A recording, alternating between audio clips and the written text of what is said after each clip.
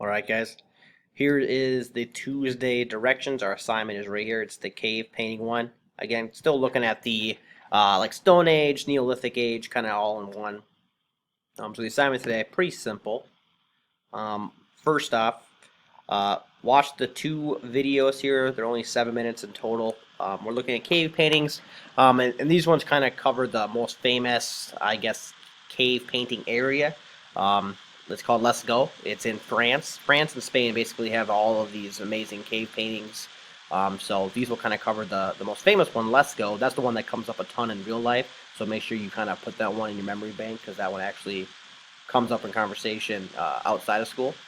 And then right here, just click on the article, read through the article, just kind of explaining some things a little more deeper. But the actual assignment is I need you to create your own cave painting.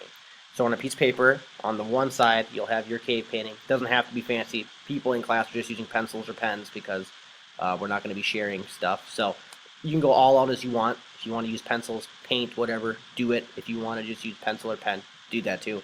And then on the back side, have a short summary of what your painting is of. If you don't know what to paint, Google some ideas, use the internet, um, use some different sources, and that should probably be all you need to do. So should be a simple assignment today.